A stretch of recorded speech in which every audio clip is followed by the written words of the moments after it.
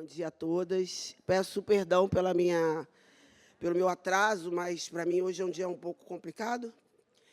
Belé está até aqui porque também tivemos uma perda recente, que foi Michele, minha amiga de anos, e ontem, né, eu tive a triste notícia de Preta, então, para mim, hoje é para Preta que eu estou aqui e todo mundo sabe o quanto eu amava, enfim.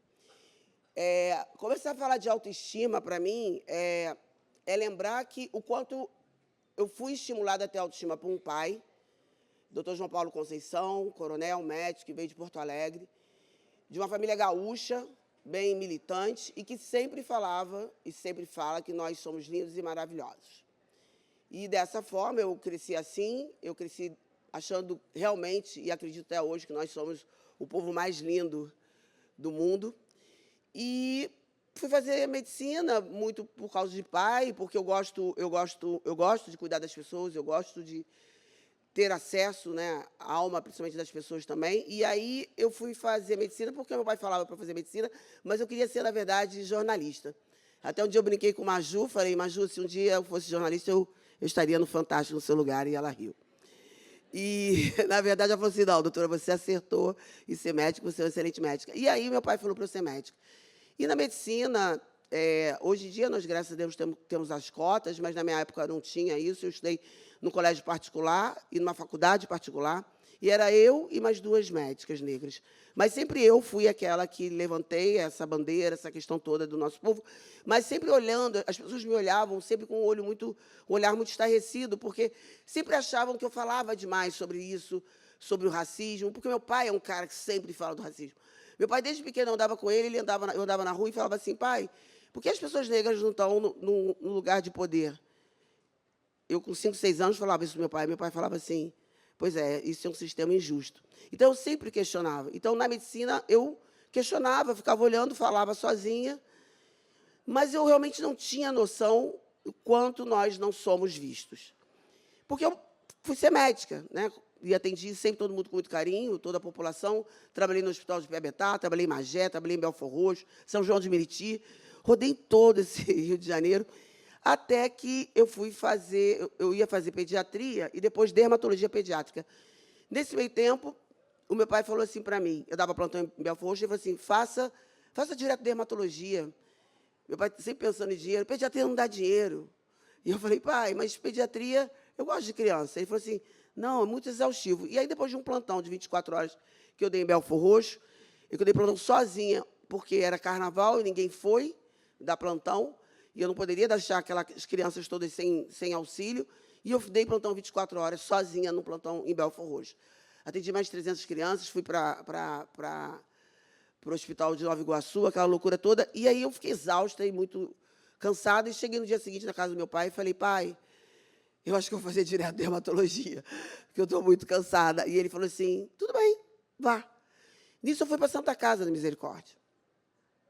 Quando eu cheguei lá, eu digo que foi a primeira vez que eu vi realmente que ser negra era um problema. Porque, claro, óbvio que a gente sabe que ser negro é um grande problema, mas a questão é, eu sempre fui acolhida pela minha família, pelo meu pai, falando, você é linda, você é maravilhosa, você vai dar certo, né? Eu tinha uma condição financeira um pouco mais razoável. Então, eu ia. Quando eu cheguei na dermato, não, dermato realmente é do povo branco. E eu cheguei para meu pai e falei, pai, eu cheguei na Santa Casa, todo mundo me olha diferente. Ele falou, isso é problema deles. Isso é problema deles, vai e brilhe. Eu falei, tá bom, pai. Não olha para o lado, você nasceu para brilhar e uma vaga é sua. E eu fiquei realmente estarrecida, porque eu não era acolhida, e eu fui, na verdade, acolhida pelas enfermeiras. Eu tinha um amigo que ele era homossexual, Chico, e uma amiga minha do Nordeste. Nós éramos os três juntos. Eu digo que a minoria é representada, né? E aí a gente fazia os trabalhos, aquela coisa, e eu fazia as provas e não passava. E eu não entendia porque eu não passava. E até que um dia eu soube que eu não passava porque eu não queria que eu estivesse ali. Hoje em dia eu sou chefe do primeiro ambulatório de pele negra da Santa Casa de Misericórdia. Hoje em dia, eu tenho um fellow, onde eu preparo pessoas de pele negra. E, para mim, tudo isso era novidade, nós não sermos aceitos, nós não sermos tão queridos. E como assim? E segui meu caminho na dermatologia, passei em primeiro lugar na Santa Casa, calando a boca de todos, e passei na Universidade Federal Fluminense. E fui para a Universidade Fluminense por quê? Porque existe uma coisa para a gente. Se você está num lugar que realmente não está sendo saudável para você, não insista. O sistema já é muito pesado. E olha que eu tinha amor por todos os lados, mas estar num lugar onde eu via que não queriam que eu estivesse, eu fui embora, mesmo estando em primeiro lugar. E aí eu fui para a Universidade Federal Fluminense, e fui extremamente bem acolhida, e fiz minha dermatologia. E como é que eu chego na pele negra? Eu chego na pele negra porque eu estava fazendo dermatologia no consultório do meu pai, e o meu pai falava assim para mim, você fala demais, você fica falando muito, fala, você não vai ganhar dinheiro. Eu falei, gente, que louco, antes ele falou que eu ia ganhar dinheiro, você não dermato. Agora está dizendo que eu falo demais, não vou ganhar dinheiro. Eu falei, você está confuso, pai. Aí ele falou, você fala muito, você tem que fazer estética. Eu falei, não, estética não. Estética não, estética é chato, pai. Fica fazendo toxina, é muita futilidade para mim. Ele falou, não, mas você tem que fazer porque você vai embelezar as pessoas. Você tem esse jeito seu de tocar nas pessoas, de falar que tem que mudar a roupa, que meu paciente sabe, eu já falo, muda a roupa, mete o cabelo, fecha o cabelo. Eu sou dessas. Eu mudo vida mesmo. E aí, fui para fazer medicina estética. Cheguei lá, também não era o meu lugar. Mas falei, vamos lá, né? Já tinha passado pela dermato. Quando eu cheguei lá, eu passei também, quinto lugar, sei lá, quarto, mas sempre passo bem, graças a Deus. E aí, eu cheguei lá e vi também um lugar que não me acolhia. E falei para o meu pai, eu sou evangélica, falei meu pastor, para o meu marido, falei, olha, lá também não está rolando, não, acho que eu vou embora. Não, você não vai embora, você vai ficar. Mais um lugar para você ficar. Eu falei, mas ninguém gosta, ninguém olha para mim, ninguém me dá oportunidade. Ninguém nunca te deu oportunidade. E aí, meu pastor falou para mim, vai no banheiro, ora e fala a Deus o que Ele quer para você nesse lugar. E dessa forma eu fui, orei e falei, Senhor, me dá sabedoria, o que eu devo fazer aqui nessa medicina estética? Já tinha passado 6 meses, eu muito infeliz. Quando eu cheguei, abri a porta, veio um professor e falou assim, Kétia, a gente quer te chamar, a gente quer conversar com você. Eu falei, o quê? A gente quer que você seja professora aqui. Eu falei, professora, mas eu estou 6 meses. Não, você já é dermatologista, a outra médica que era dermatologista, ela foi embora, e a gente vai botar você. Eu falei, tá bom. E aí eu comecei a tocar o ambulatório de peeling. E comecei a tocar e cuidar das pessoas que não tinham acesso, aquela coisa, dando aula. Minha aula era vazia, porque, imagina, de 6 meses que eu era aluna, eu virei professora. Ninguém achava que eu tinha tanta coisa para falar. Só que eu já tinha feito 4 anos de dermatologia. E, dessa forma, eu comecei a tocar o ambulatório. E até que um dia, o seu João, um paciente meu, que sempre estava lá fazendo o peelingzinho dele, ele estava lá com um monte de gente negra junto. Eu falei, seu João, o que é isso? Tanta gente negra me procurando. Ele falou assim, não, os médicos falam que a senhora trata a pele negra porque a senhora é negra. Eu falei, nossa, tem a ver isso? E a ficha caiu, cara. A ficha caiu. Eu falei, realmente, dermatologia, não tem nada de livro de pele negra, não tem nada. E aí, realmente, caiu a ficha. Eu fui para os Estados Unidos, quando eu falo isso, todo mundo, nossa, doutora Kétia, não, estava dura, sem dinheiro, endividada. Gente, pelo amor de Deus, a vida é dura para todos nós. Mas eu, meu marido, eu vou para os Estados Unidos, porque lá tem um monte de gente negra estudando pele negra. Ele falou, tá bom, depois a gente divide o cartão. É dessa forma, e fui. Cheguei lá no congresso, um monte de gente branca, tal, aquele povo dermato, chique, tal, olharam para mim e falaram, o que você está fazendo aqui? Eu falei, ai, Jesus é muito bom. Sempre exaltando Jesus, né? Jesus é bom demais, Deus é bom. Estou aqui. Ah, gente, como é que você conseguiu? Eu falei, nem eu sei. Mas Jesus é bom, vamos lá. Beleza, fiquei lá, meu inglês estava more or less, agora eu já falo melhor, tal. E aí comecei, né, a andar procurando o povo, né? Cadê o meu povo? Cadê o meu povo? Daí contra a galera. Nossa, negrada, todo mundo junto, tal, conversando. Eu cheguei, oi, tudo bem? Isso aqui é na inglês? Aí eles falaram, tudo bem, de onde você é? Eu sou do Brasil. Ah, que legal. E aí, você estuda pele negra lá? Eu falei, não. Como assim? Lá tem muito negro. Eu falei, então, na verdade, eu e meu pai. Eu e Papito somos negros e estudamos dermatologia. Ele falou, não. Então, vamos para uma aula agora de 6 horas, só de estudar pele negra. Eu falei, 6 horas, gente? Pele negra? Meu Deus. Deixa eu para aula para 30, 40 minutos? O que é isso?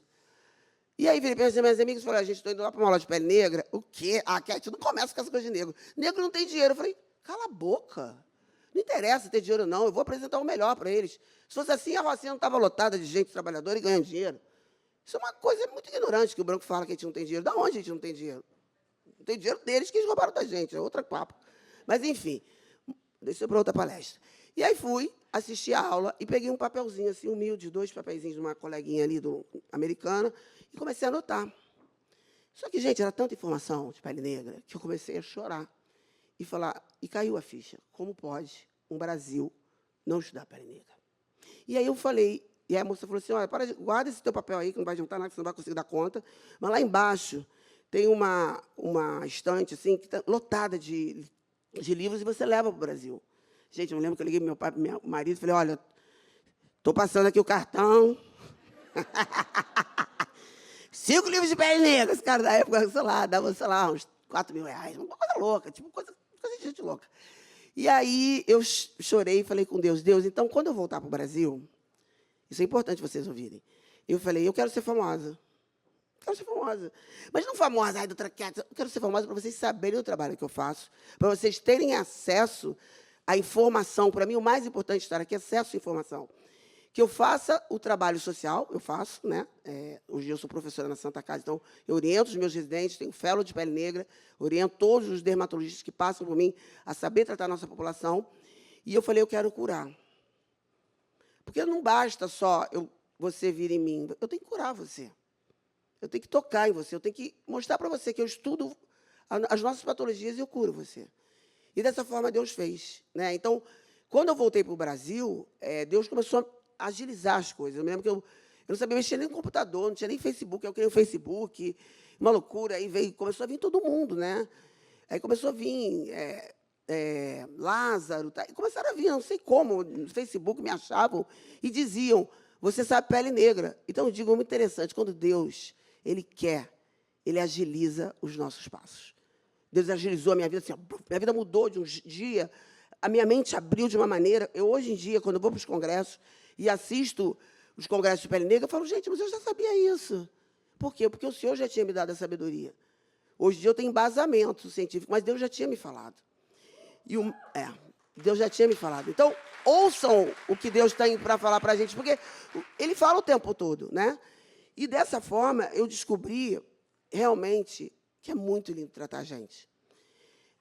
Ano passado, eu fiz o livro de pele negra, Dermatologia Pele Negra, o primeiro do Brasil, e não foi um sucesso como eu esperava. Mas está tudo bem. Sabe por que não foi? Porque as pessoas, elas não querem tratar a gente. Elas querem, às vezes, ganhar dinheiro em cima da gente. É isso que vocês têm que entender. Então, quando você trata a pele negra, que nem eu trato, e eu já fui de várias clínicas, hoje eu sou de uma do Leblon, uma de São Paulo, as pessoas que eu trabalho, entendem a minha relação com vocês.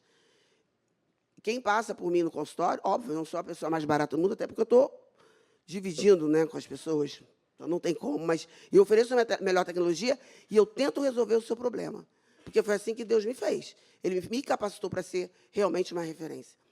E quando a gente fala em saúde pública, a gente fala em saúde da pele negra, cara, não existe nada que eu veja que a gente é ouvido. Eu tive há pouco tempo um problema de pólipo ginecológico, e aí o médico particular viu que eu tinha um pólipo, ele começou a catucar, e eu sou uma pessoa meio tolerante para dor. Que é um pouco falso isso, que nós somos tolerantes para dor. Eu sou, mas todo paciente meu que vai no consultório, eu passo um anestésico.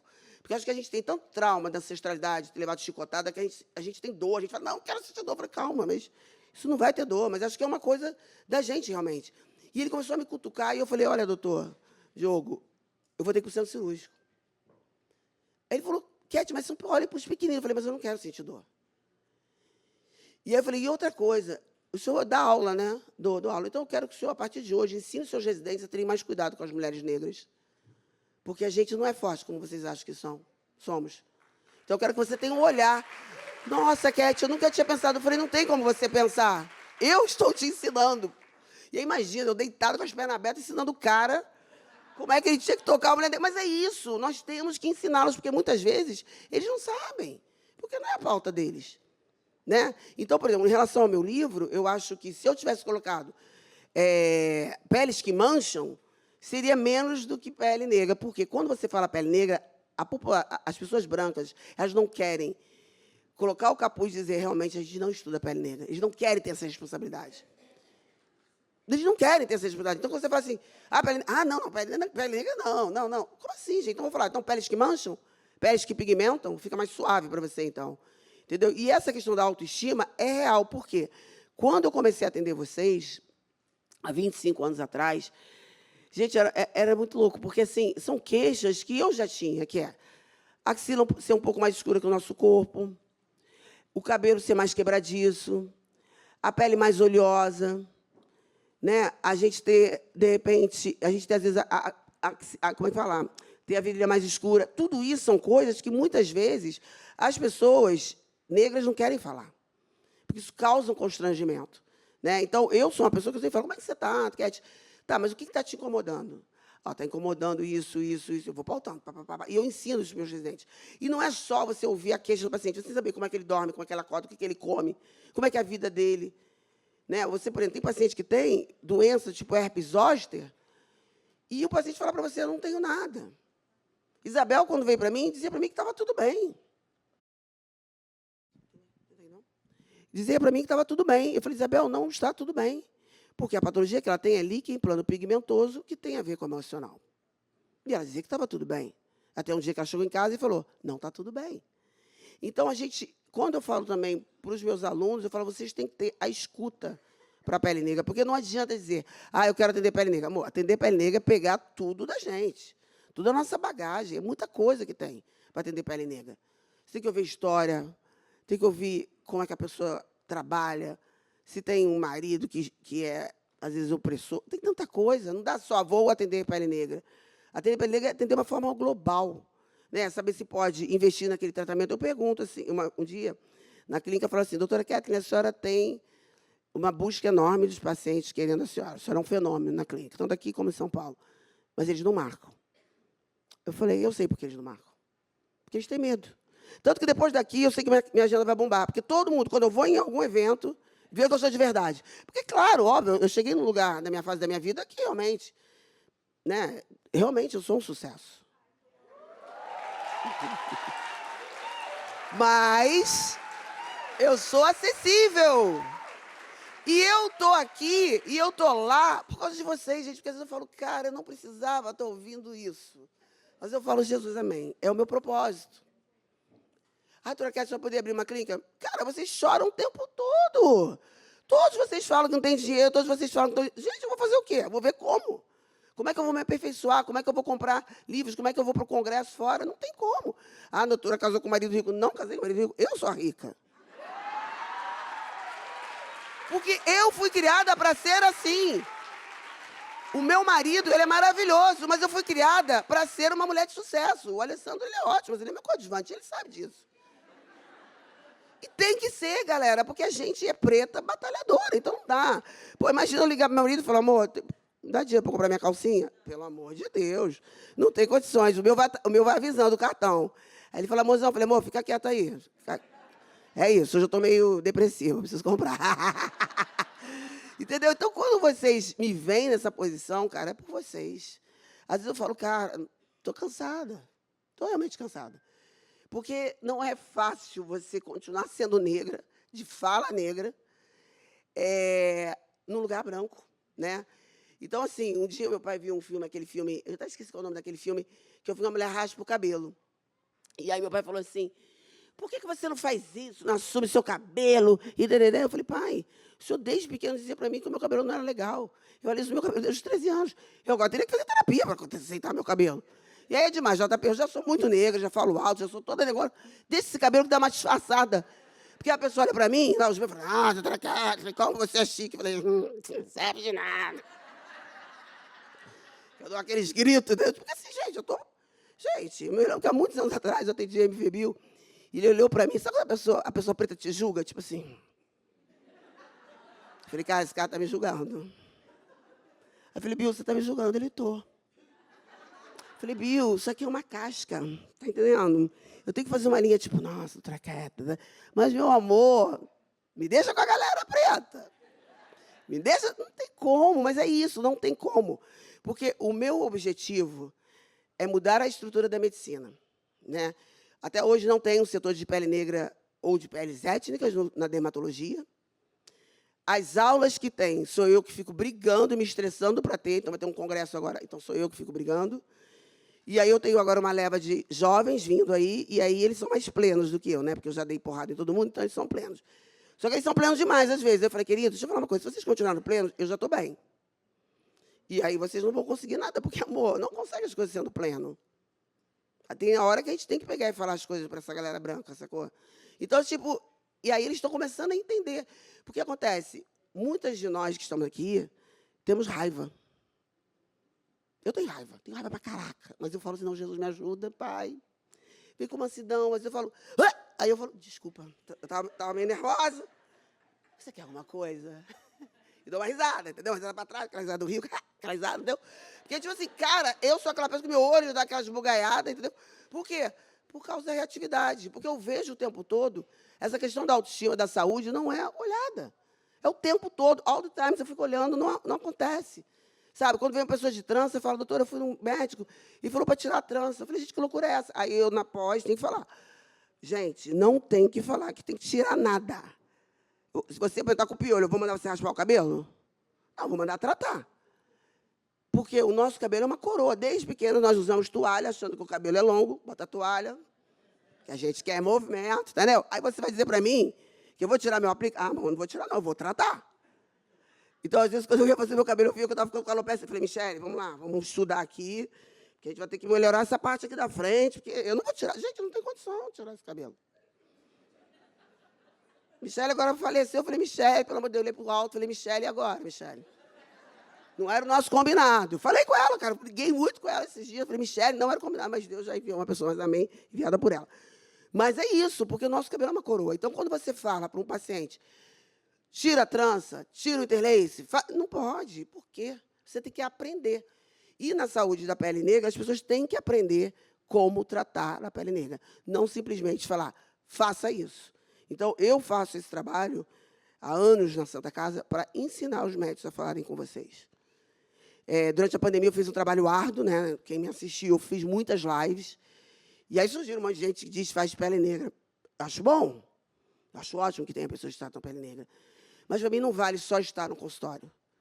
Para mim, tem que estar no hospital público. Para mim, tem que estar lá dentro da Sociedade Brasileira de Dermatologia, exigindo, só consultório, amor. Eu adoraria, diante de Deus, Deus sabe o que eu estou falando. Se hoje chegar um investidor e falar que eu te dou tanto para tu fazer, ficar fazendo só a pesquisa, amor, vou embora. Vocês vão ficar ausentes, vão ficar chorosos. Mas eu largo o consultório. Dizem que eu não conseguiria. Talvez não, mas uma vez na semana eu iria, talvez, só. Mas eu gosto disso, eu gosto de gente, eu gosto de cuidar, eu gosto de saber a causa, eu gosto da pesquisa. Pesquisa no Brasil, muita gente aqui da Fiocruz, quem faz pesquisa no Brasil, gente, vive com salário contado. Pô, e a gente precisa fazer pesquisa, não tem artigo. Hoje eu tenho alguns artigos. E aí, quando eu fui para a França há pouco tempo, me falaram, doutora Cat, a senhora não tem artigo. Eu falei, amor, preciso comer, né? Aí mudou. Aí eles começaram a me chamar para fazer trabalhos me pagando. Aí agora eu começo a ter artigo. Agora eu vou fazer um artigo de cabelo afro, agora eu vou fazer... Agora começou a melhorar. Entendeu? Mas olha quanto... 25 anos. 25 anos. Né? Então, é isso, assim. Eu acho que, se deixasse, eu falaria a manhã inteira. Mas eu só quero dizer o seguinte, eu até separei uma fala, que é uma fala da Preta, desculpa pegar aqui, mas é porque não dava para eu ficar lembrando disso. Duas falas que eu achei interessantes para deixar para vocês, que é da Angela Davis, que é, não aceito mais as coisas que não posso mudar. Estou mudando as coisas que não posso aceitar. Essa sou eu. E outra da Preta. Eu quero viver, eu quero estar plena, eu quero estar feliz. E feliz é autoestima.